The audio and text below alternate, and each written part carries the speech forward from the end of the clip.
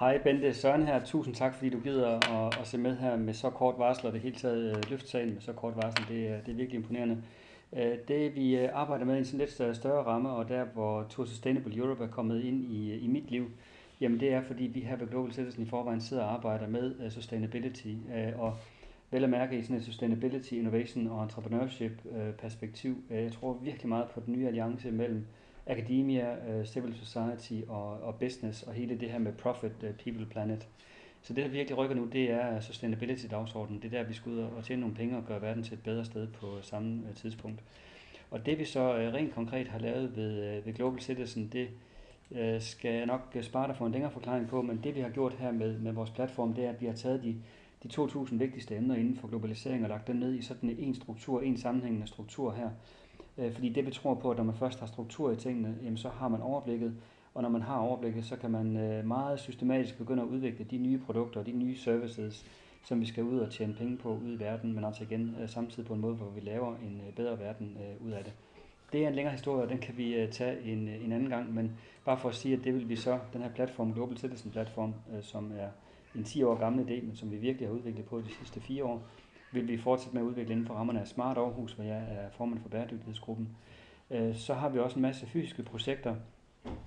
Vi har lige haft det danske High Visibility event i forbindelse med det danske EU-formandskab op på universitetet, hvor vi havde 400 fra hele verden. Niels Højberg, han sidder med her i panelet her, og Rebecca Wang fra Silicon Valley, som jeg har et fint samarbejde med, var også med. Hende kan jeg lige vende tilbage til også det samarbejde, vi har den vej over til folk i Silicon Valley.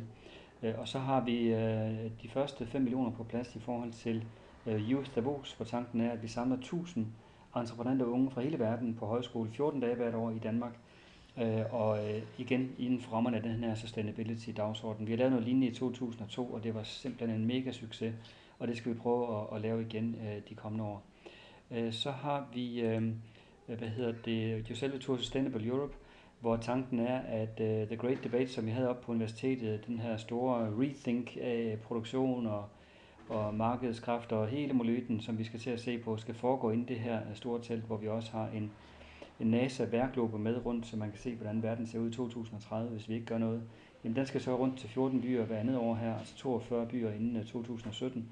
Og virksomhederne køber så sådan en pavillon her. Grundfos har købt en pavillon til 125.000 euro, og Suntech i Tyskland, kinesisk firma, Sol-firma, har købt en til 250.000 euro. Og det er så det salg, der går træet. Vi har solgt noget, men det går simpelthen for træet, så vi skal ud og gøre noget ved konceptet og ud på en research tour, så vi i højere grad kan målrette det her til virksomhederne, så de i højere grad kan se, hvad de kan få ud af at tage med. Og så kommer det hele tilbage til Aarhus i 2017, hvor vi vil omdanne Aarhus Universitetspark til sådan en Smart Sustainable Valley, meget gerne i samarbejde med Global Innovation Summit folkene. Dem var jeg over besøg her før sommerferien.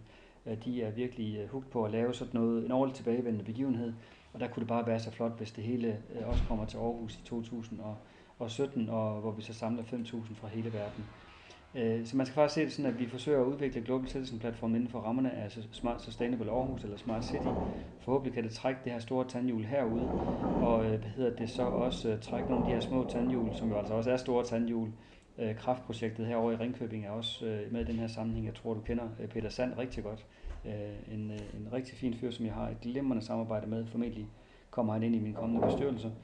Og det der er tanken her, det er, at når vi får de her tandhjul op at køre, så hver gang jeg har 500.000 hernede, så genererer jeg 5.000 arbejdstimer, som skal kanaliseres ud til de virksomheder, der gerne vil gå fra A til B på hele sustainability-området. Så det bliver lettere for dem, så de ikke tager så stor en risiko.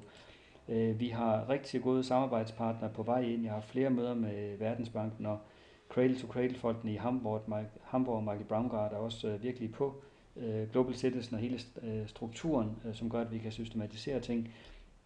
Og så er jeg simpelthen sikker på, at når vi bare kommer lidt længere frem, vi skal lige have lidt mere luft under vingerne, så kan vi altså gå ud til de store fonde rundt om i verden og trække nogle penge hjem til Aarhus. Og dermed gør Aarhus det sted, hvor vi trækker know-how og netværk hjem på hele Smart City-området og på hele Profit People Planet-området og Sustainability-området. Og så er der hele EU's Horizon-program i 2014 også, som også står parat til at modtage ansøgninger her fra Aarhus. Så det er ligesom den store forkromede plan, men der er det bare så vigtigt, at vi får Industriens Fond pengene hjem til Tour Sustainable Europe meget snart. Tusind tak for det, Bente. Hej hej.